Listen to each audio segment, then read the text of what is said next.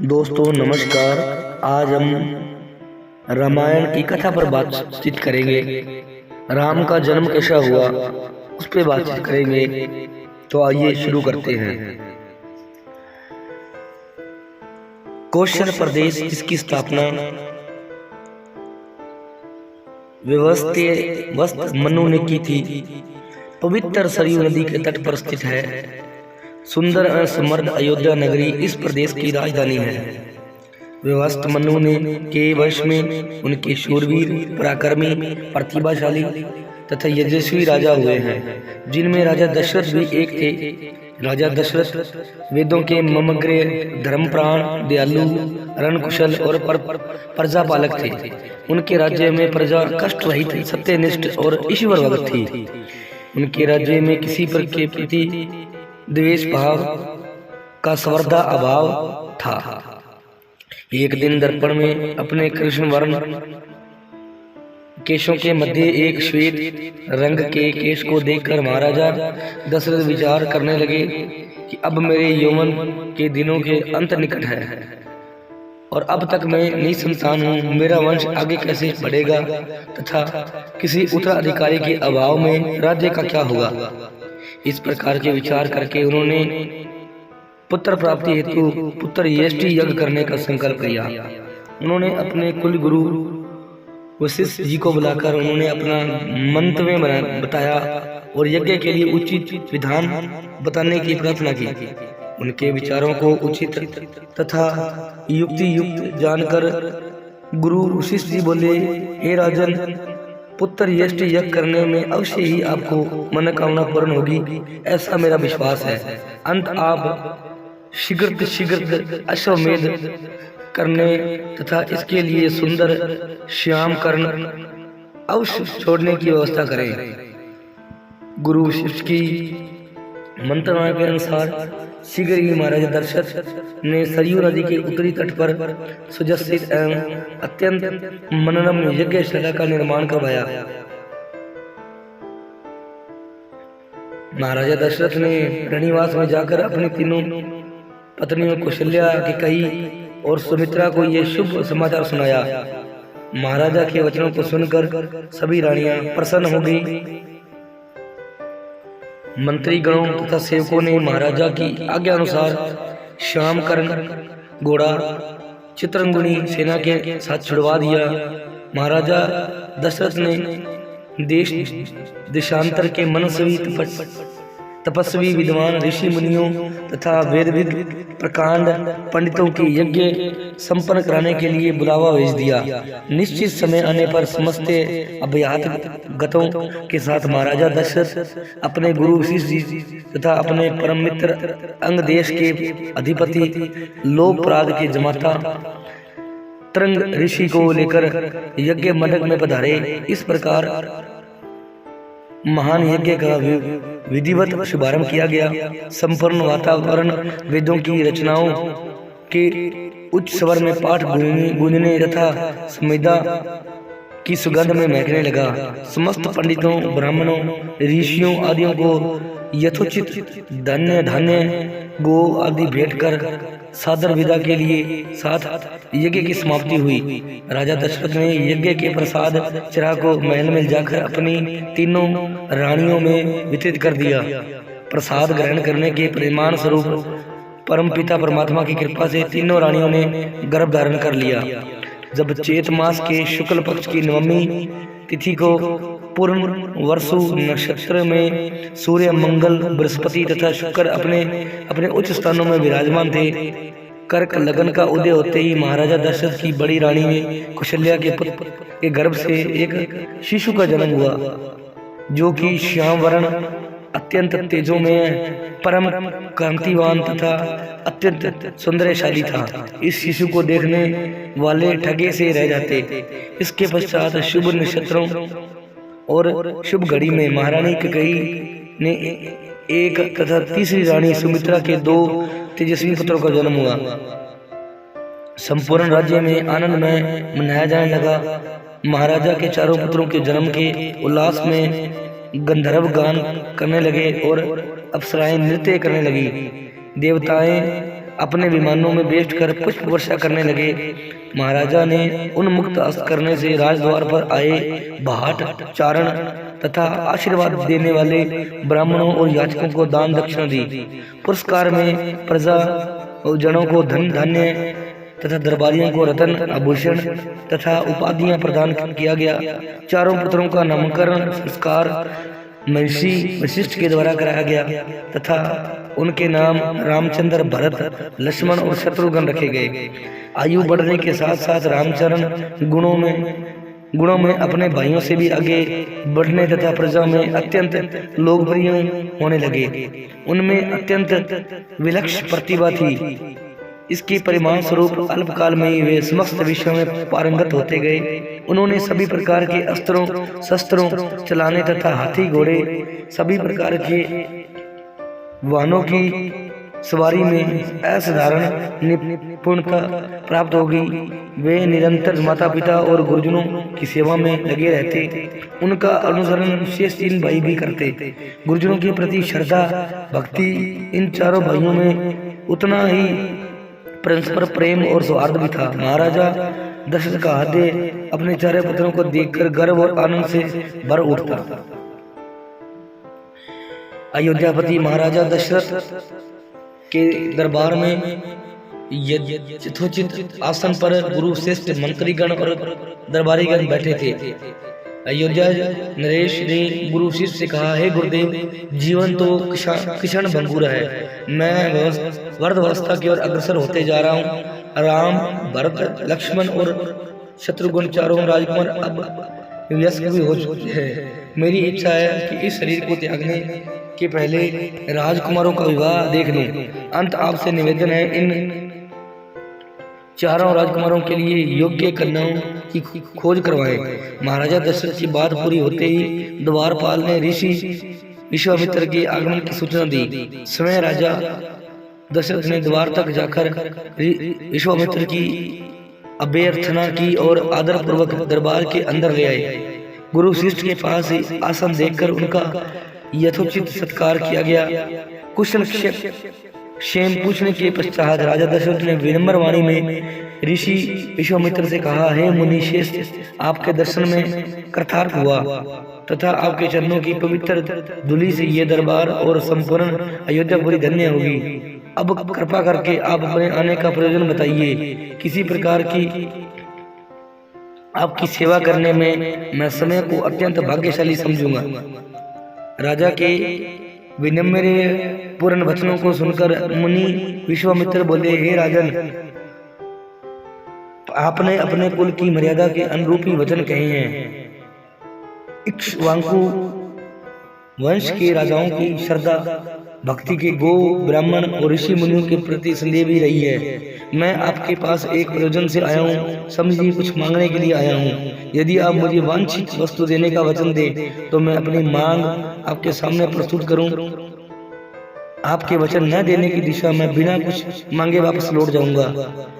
महाराजा दशरथ ने कहा, हे ब्रह्मश्री, आप नहीं संकोच अपनी मांग रखें। संपूर्ण विश्व जानता है कि रघुकुल के राजाओं का वचन ही उनकी प्रतिज्ञा होती है। आप मांग कर तो देखें, मैं अपना शीश काट कर भी आपके चरणों में रख सकता हूँ। इनके इन वचनों से आश्वस्त ऋषि विश्वामित्र बोले, राजन, मैं एक आश्रम में यज्ञ कर रहा हूँ। इस यज्ञ के पूर्णाहुति के समय मारीच और सबाऊ नाम के दो राक्षस आकर रक्त और मांस आदि अपवित्र वस्तुएं यज्ञ में वेदी में फेंक देते हैं। इस प्रकार यज्ञ पूर्ण नहीं हो पाता। ऐसा अनेकों बार कर चुके हैं। मैं उन्हें अपने तेज शाप से नष्ट भी नहीं कर सकता, क्योंकि यज्ञ करते समय क्रोध करना वर्जित है। मैं जानता हूँ आप मर्यादा का पालन करने वाले ऋषि मुनियों के हितैषी एवं प्रजावस्थ राजा हैं। मैं आपसे ज्येष्ठ पुत्र राम को मांगने के लिए आया हूँ, ताकि वह मेरे साथ जाकर राक्षसों से मेरे यज्ञ की रक्षा कर सके और मेरा यज्ञ अनुष्ठान निविघ्न पूरा हो सके। मुझे पता है कि राम आसानी से उनके साथ दोनों का संहार कर सकते हैं। अंत केवल 10 दिनों के लिए राम को मुझे दे दीजिए, कार्य पूर्ण होते ही सकुशल मैं आपके पास पहुंचा दूंगा। विश्वामित्र की बात सुनकर राजा दशरथ को अत्यंत विषाद हुआ। ऐसा लगने लगा कि अभी वे मूर्छित हो जाएंगे। फिर उन्होंने समय को संभाल कर उन्होंने कहा, मुनिवर, राम अभी बालक है, राक्षसों का सामना करना उसके लिए संभव नहीं होगा। आपके रक्षा की रक्षा करने के लिए मैं स्वयं ही जाने को तैयार हूँ। विश्वामित्र बोले, राजन, आप तनिक भी संदेह नहीं करें कि राम उनका सामना नहीं कर सकते। मैंने अपने योग्य बल से उनकी शक्तियों का अनुमान लगा लिया है। आप निशंक होकर राम को मेरे साथ भेज दीजिए। इस पर राजा दशरथ ने उत्तर दिया, हे मुनिश्रेष्ठ, राम ने अभी तक किसी राक्षस के माया परमचों को नहीं देखा है। इस प्रकार के युद्ध का अनुभव भी नहीं है। जब से उसने जन्म लिया है, मैंने उसे अपनी आंखों के सामने से कभी ओझल भी नहीं होने दिया। उसके वियोग से मेरे प्राण निकल जाएंगे। आपसे विनम्र है, कृपा करके मुझे सनसनी चलने की आज्ञा दे।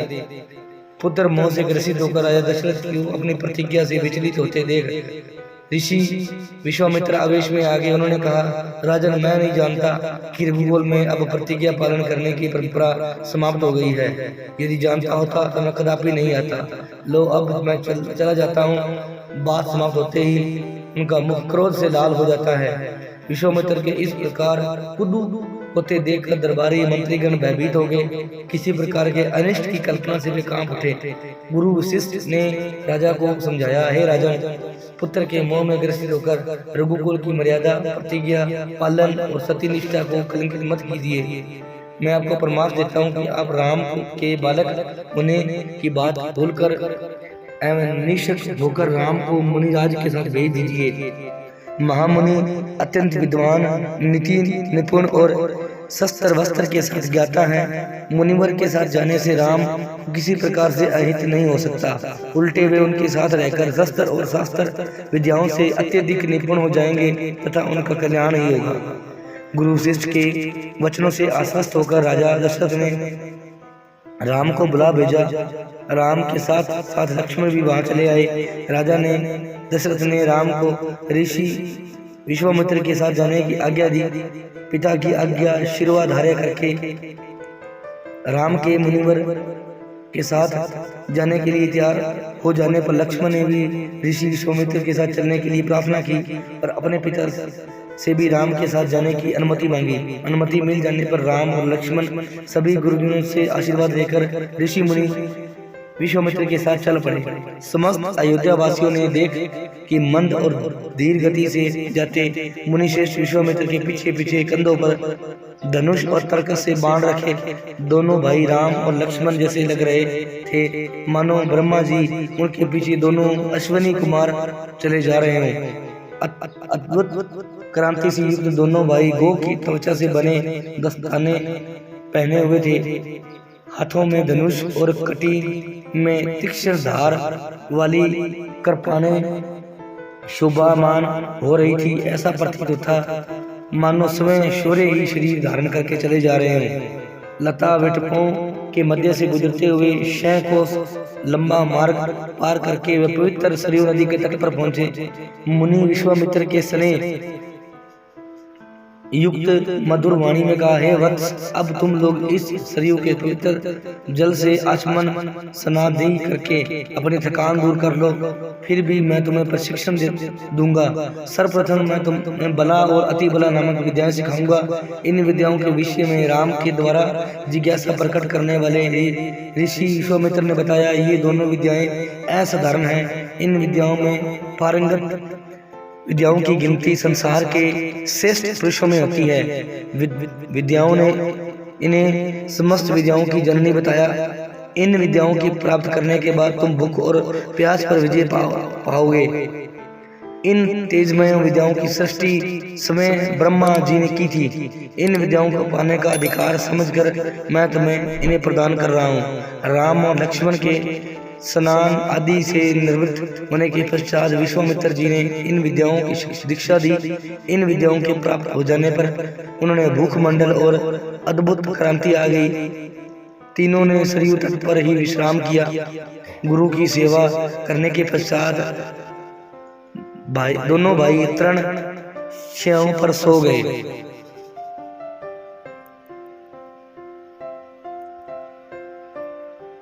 दूसरे दिन ब्रह्मा मुहूर्त में निंद्र त्याग कर मुनि विश्वामित्र तरण शेषाओं पर विश्राम करते हुए राम और लक्ष्मण के पास जाकर बोले, हे राम लक्ष्मण, जागो, रात्रि समाप्त हो गई है।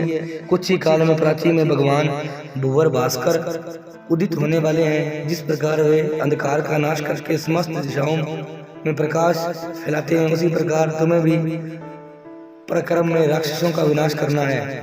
नृत्य कर्म से निवृत्त हो, संध्या उपासना करो, अग्निहोत्री आदि से देवताओं का प्रसन्न करो, आलस्य को त्यागो, शीघ्र उठ जाओ, क्योंकि अब सोने का समय नहीं है।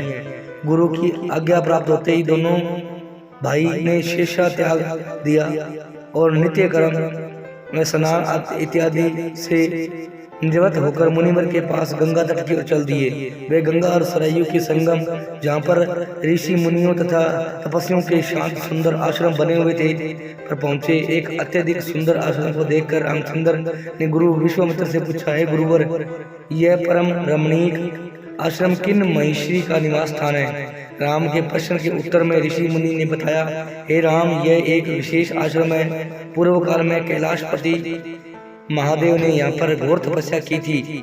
मनुष्य ऋषि उनकी तपस्या को देखकर विचलित हो उठा था। उनकी तपस्या से देवराज इंद्र भयभीत हो गए थे। उन्होंने शंकर जी के तप को भंग करने का निश्चय किया। इस कार्य के लिए उन्हें कामदेव को नियुक्त कर किया गया। भगवान शिव पर कामदेव ने एक के बाद एक कई बाण छोड़े, जिससे उनकी तपस्या में बाधा बढ़ी। कुद्दू होकर महादेव ने अपना तीसरा नेत्र खोल दिया। इस नेत्र की तेजस्वी ज्वाला से जलकर कामदेव भस्म हो गए। देवता होने के कारण कामदेव की मृत्यु नहीं हुई, केवल शरीर ही नष्ट हुआ। इस प्रकार अंग नष्ट हो जाने के बाद उनका नाम अनंग हो गया और इस स्थान का नाम अंग देश पड़ गया। यह भगवान शिव का आश्रम है, किंतु भगवान शिव के यहाँ